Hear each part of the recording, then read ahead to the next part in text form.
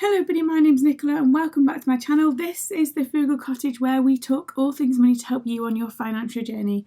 Today's video is my January 2025 dividend income update, so don't forget to like and subscribe and let's get started. Now you might wonder in a minute when you see what I've got this month on why on earth I'm filming a video showcasing this. There are two reasons actually why I'm doing this. So first of all, I always share my dividends, always have done since I've done this journey.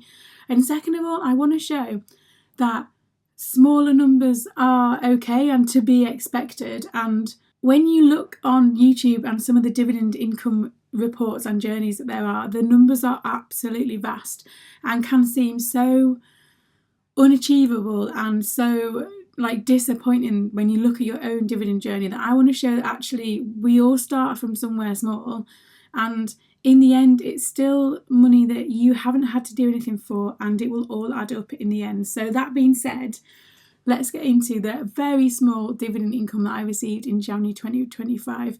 Now before I start this is not financial advice, this is just me sharing my journey. And if you're not new here, you'll know it has changed somewhat significantly.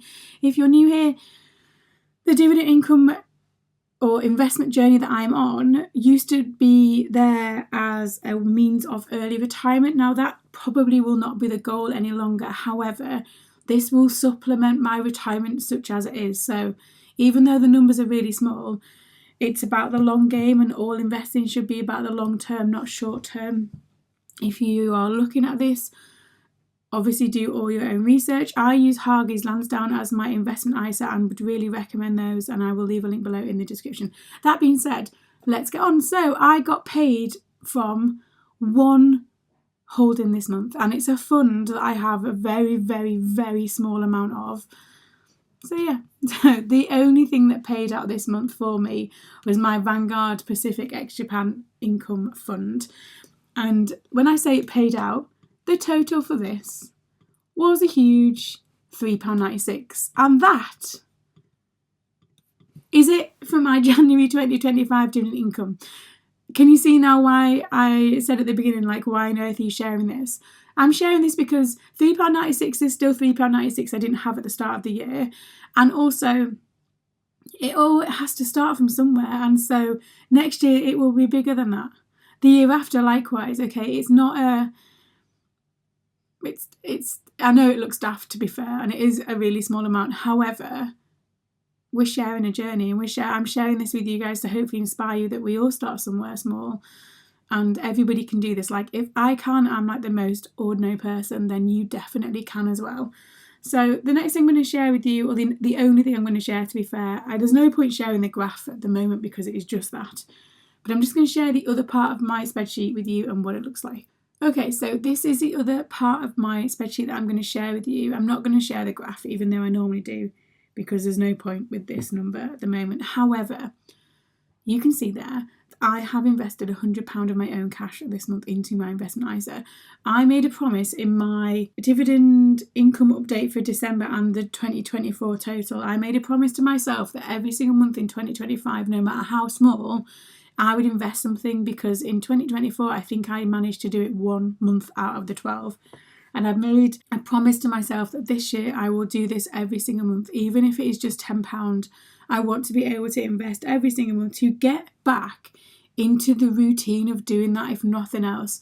So all of these things I talk about on my channel, so budgeting, saving, investing, consistency is such a massive part in that. And if you can get the consistency there and do something month in, month out, even if the numbers are small, in the end it will pay off, literally in this case.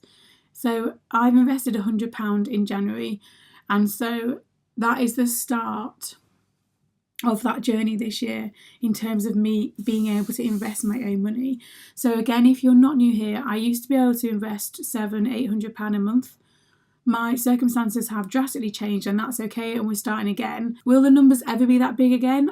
Probably not. I don't think so. However, again, consistency and longevity, so the time period that I'm intending to invest over, should hopefully play in my favour anyway. And like I said, next month or the month after, it might be slightly more than that, or it might be less than that, but the point is that I'm adding money in, and the dividends are the £3.96 worth of dividends will be reinvested into things that pay out as well. So not that that would get me very much, but again, once the snowball starts rolling and then it's £20, £30, whatever, then that gets you a bit more and so on. And that's how dividend investing works.